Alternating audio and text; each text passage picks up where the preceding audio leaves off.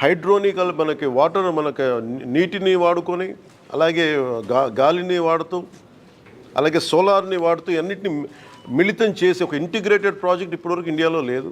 First of it's kind అది. ఇది ఆపరేషనల్కి వచ్చేసింది. ముఖ్యంగా గ్రీన్కో కంపెనీ వాళ్ళ హెడ్ ఉంటారు ఇప్పుడు.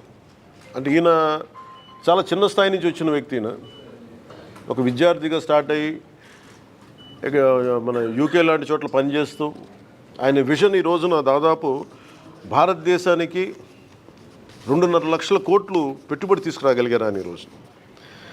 సో మేము ఇన్వెస్ట్మెంట్ ఫ్రెండ్లీ అన్న కంపెనీ అంటే ప్రభుత్వం అనే ప్రాసెస్లో ఇది ఒక మేజర్ ఒక ఇష్యూ ఏమొచ్చిందంటే 365 ఎకరాలు చిన్న ఇష్యూ ఉంది బిట్వీన్ రెవెన్యూ వాళ్ళదేను అలాగే మొత్తం ల్యాండ్ ఫారెస్ట్ 365 హెక్టార్స్ వీళ్ళు ఆల్రెడీ ఫారెస్ట్ ల్యాండ్ కొన్నారు. సెంట్రల్ గవర్నమెంట్ పర్మిషన్ ఇచ్చింది. 365 హెక్టార్లు ఫారెస్ట్ ల్యాండ్ కొంటే దానికి నేను మొన్న రివ్యూలన్నీ చూస్తున్నప్పుడు ఫారెస్ట్ డిపార్ట్మెంట్ రివ్యూస్ చూస్తున్నప్పుడు కూడా దానికి అంటే మనం ఉదాహరణకి ఒక ప్రాజెక్ట్ కోసం నేను ఎక్కువ సంతకాలు పెట్టేది ఫారెస్ట్ డిపార్ట్మెంట్లో. ఫారెస్ట్లో గుండా మన పైప్ లైన్లు వేయాలన్నా మన ఇరిగేషన్లో ఏదైనా పైప్స్ వేయాలన్నా లేదంటే ఎలక్ట్రిసిటీలో వేయాలన్నా ఫారెస్ట్ డిపార్ట్మెంట్ పర్మిషన్ ఇవ్వాలి. సో ఎక్కువ సంతకాలు దాంట్లో ఉంటాయి. ఒకసారి ఇంక్లూడింగ్ గవర్నమెంట్ డిపార్ట్మెంట్ ఏదైనా సరే నేను ఒక 2 ఎకరాలు మేము ఒక చిన్నపాటి ఒక అడుగు తీసుకున్నా కానీ ఇంకో అడుగు వేరే చోట ఇవ్వాలి. ఇది చాలా ప్రత్యేకించి ఉంటుంది. అంటే కాంపెన్సేటరీ యాక్ట్ ఉంటుంది. అంటే మీరు ఒక ఎకరం ఫారెస్ట్ని మేము మీకు పబ్లిక్ అవసరాలకు కానీ పారిశ్రామిక అవసరాలకు కానీ మనం ఇస్తే ఎగ్జాక్ట్ ఇంకొక 1 ఏకర్ ఫారెస్ట్ కొని ఇవ్వాలి ఇక్కడ. సో వీళ్ళు ప్రత్యేకించి 365 హెక్టార్లో ఫారెస్ట్ అవసరం ఉందనేది కేంద్ర ప్రభుత్వానికి తెలియజేసినప్పుడు ఇవన్నీ స్టేట్ల పరివ్యూ కింద రావు. ఇది కేంద్ర ప్రభుత్వం ఇవ్వాల్సినవి ఇవన్నీ. సో కేంద్ర ప్రభుత్వం ఆ రోజున 365 హెక్టార్లు వాళ్ళకి ఇచ్చారు. దానికి కాంపెన్సేటరీగా 365 హెక్టార్లు గ్రీన్కో కంపెనీ ఆల్రెడీ నెల్లూరులో వాళ్ళకి కాంపెన్సేటరీ ఫారెస్ట్ ఇచ్చారు. అది 36 కోట్లు పెట్టుబడి పెట్టి ఖర్చు పెట్టి వాళ్ళకి ఇచ్చేసరికి ల్యాండ్తో పాటు ఇంకా అదనంగా అంటే ఫారెస్టేషన్ కోసం మళ్ళీ ఒక 36 కోట్లు అదనంగా ఇచ్చారు. ఇదొకటి ఉంది. అలాగే డిస్ప్యూటెడ్ ల్యాండ్లో మనకి ఇక్కడ ఇందులో ఒక ప్రత్యేకంగా ఏమనిపించిందంటే రెవెన్యూ డిపార్ట్మెంట్ 45 హెక్టార్లు ఇది ఇష్యూ ఏముందంటే ఫారెస్ట్ డిపార్ట్మెంట్కి రెవెన్యూ డిపార్ట్మెంట్కి చిన్న ఇష్యూ ఉంది. ఈ 45 హెక్టార్లు ఇది రెవెన్యూ డిపార్ట్మెంట్ అని చెప్పేసి రెవెన్యూ వాళ్ళ దగ్గర ఉంది. ఈ దీంట్లో మొత్తం అప్పుడు ప్రభుత్వం ఇచ్చేసినప్పుడు మొత్తం సవ్యంగా ఇచ్చేశారు. 45 హెక్టార్లు ఇచ్చేశారు భూమి. ఇస్తున్నప్పుడు దాంట్లో ఈ dispute between forest department and revenue డిపార్ట్మెంట్లో 45 హెక్టార్లు మీద మాదా ఉంది. ఇది 1962 నుంచి దాంట్లో ఒక 10 ఎకరాలు 12 ఎకరాలు పట్టాలు కూడా ఇచ్చేశారు. అప్పుడు సక్సెసివ్ గవర్నమెంట్స్ అని 1980 దాకా ఇచ్చుకుంటూ వెళ్ళారు. దీంట్లో వైలేషన్ ఉంది లేదు 45 హెక్టార్లు డిస్ప్యూటెడ్ ఆల్రెడీ వాళ్ళు ఇచ్చేశారు. మన రెవెన్యూ శాఖ ఇచ్చేస్తుంది. మిగిలిన 11 ఎకరాలు 49 సెంట్లు మటుకు రైతుల దగ్గర తీసుకున్నారు. అది ఈ ఇది వర్క్ స్టార్ట్ చేసేటప్పుడు ఇది ప్యూర్లీ రెవెన్యూ ల్యాండ్ కిందే ఉంది, ఫారెస్ట్ ల్యాండ్ కాదనేది పని చేసేటప్పుడు ఇది డిస్ప్యూట్ బయటకు వచ్చింది. అది నేను ఛార్జ్ తీసుకున్నప్పుడు నా దృష్టి నేను అప్పటి నుంచి దీని మీద మాట్లాడుతూ ఉంటే ఇది నేను మొత్తం పరిశీలించడానికి వచ్చాను ఈ రోజున. ఇది మేము ఏం తెలియజేసామంటే కేంద్ర ప్రభుత్వానికి కూడా ఇది మీరు సార్ట్అవుట్ చేయండి, ఒకసారి మీరు కూర్చోబెట్టి ప్రిన్సిపల్ సెక్రటరీ చీఫ్ సెక్రటరీ గారికి ఫారెస్ట్ అలాగే రెవెన్యూ సెక్రటరీ గారికి ఇలా కూర్చోబెట్టి మంత్రివర్గం కూడా తెలియజేసాం ఈ చిన్న డిస్ప్యూట్ ఏదైనా ఉంటే కరెక్ట్ చేయమని. ఇది ఏమైపోతుంది నేను ఈ సైజ్ ఆఫ్ ద ప్రాజెక్ట్ చూసినప్పుడు నాకు ఒకటే అనిపించింది. ఆఫీసుల్లో కూర్చొని రివ్యూ చేయడానికి సైట్లో కూర్చొని రివ్యూ చేయడానికి ఒకవేళ ఏదన్నా ఒక వైలేషన్ ఏదైనా ఉన్నా కానీ యాజ్ ఆన్ టుడే నాకు ఇది డిపార్ట్మెంటల్ ఇష్యూ ఇది అది సార్ట్అవుట్ చేసుకుంటే అసలు అది కూడా ఉండదు. బట్ నాకు అనిపించిందంటే ఏమాత్రం ఇష్యూ లేకుండా ఈ స్థాయికి ప్రాజెక్ట్ని తీసుకురాగలిగారంటే నిజంగా they have done a commendable job. Me team చాలా అద్భుతంగా చేశారు. ఇది అంటే సైజ్ ఆఫ్ ద ప్రాజెక్ట్ అంటే నాకు మొత్తం చూస్తూ ఉంటే మనకు భారతదేశంలో ఈ స్థాయి ప్రాజెక్ట్ ఎక్కడ లేదు. అమెరికాకి ఎక్కడ వెళ్తే హూవర్డ్ డ్యామ్ చూస్తే నాకు అది ఆ స్థాయికి అనిపించింది. చాలా ఓవర్వెల్మింగ్ అనిపించింది. చాలా అద్భుతంగా చేశారనిపించింది. That shortest time possible. చాలా అత్యంత తక్కువ వ్యవధిలో చాలా అద్భుతంగా నిర్మించారు. ఇది ఇట్స్ అ గ్రేట్ వర్క్. మొత్తం అన్నీ చూశాను మొత్తం లోపలంతా. ఇది భవిష్యత్తులో కూడా ఇందాక మన జనార్దన్ రెడ్డి గౌరవ మంత్రి జనార్దన్ రెడ్డి గారితో కూడా మాట్లాడుతూ ఇది భవిష్యత్తు మన కలెక్టర్ గారులు ఇద్దరితో మాట్లాడుతూ ఉభయ జిల్లాల కలెక్టర్ గారులతో మాట్లాడుతూ ఉంటే ఒకటే అనిపించింది, దీన్ని భవిష్యత్తులో ఇంక్లూడింగ్ ఫారెస్ట్ డిపార్ట్మెంట్తో కూడా నేను మా ఉన్నతాధికారులతో మాట్లాడి ఇది చాలా గొప్ప సైట్ సీయింగ్ ప్రాజెక్ట్ అయిపోద్ది ఇది. అలాగే ఇది చాలామంది ఒక గ్రేట్ ఎడ్యుకేషనల్ టూర్ అవుతుంది ఇది. అలాగే బోల్డంత ఎంప్లాయ్మెంట్ వస్తుంది దీనికి ఇక్కడ.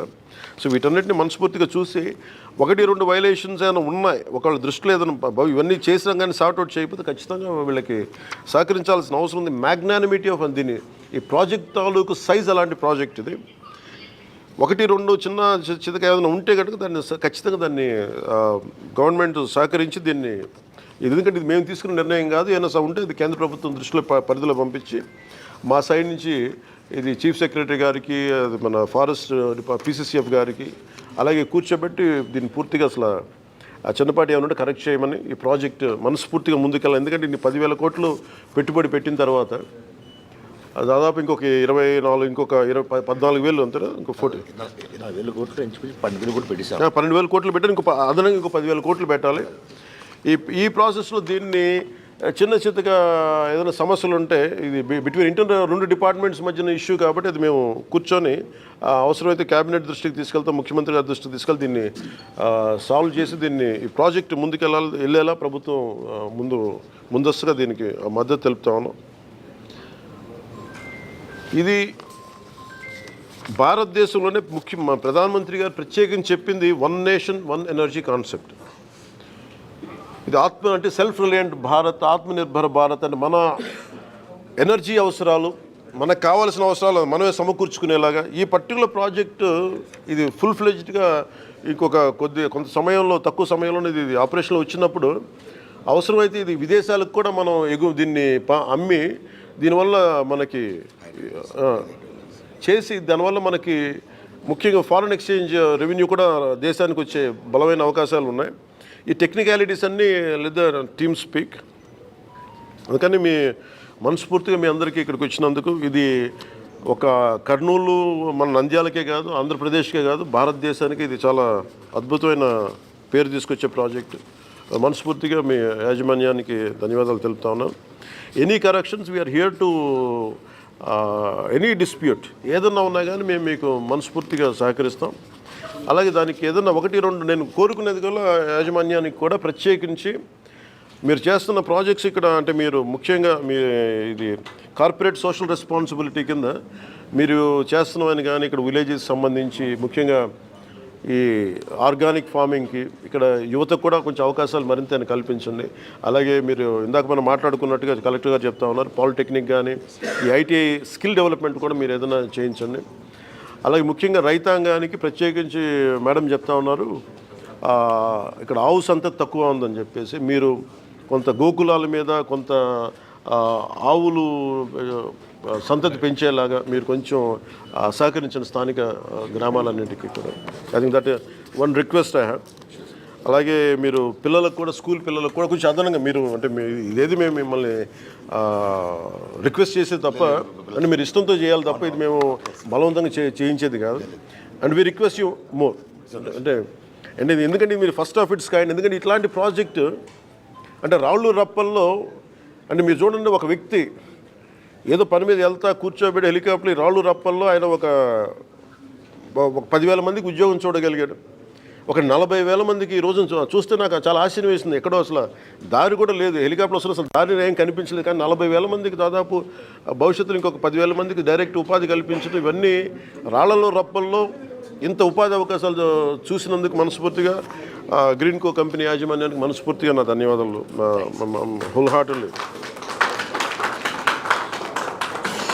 అంటే ఈ ప్రాజెక్ట్ నేను ఇందాక అడిగింది ఏంటంటే అందరినీ మా పేషెంట్ కూడా అడిగింది అసలు ఈ ప్రాజెక్టు దీని ఏం చేస్తే ప్రాజెక్ట్ నాకు అర్థమయ్యే మామూలు భాషలో చెప్పండి. నాకు ఈ మెగావాట్లు గిగావాట్లు నాకు ఎందుకు కొంచెం అర్థం కావడం కొంచెం ఇబ్బందిగా ఉంటుంది.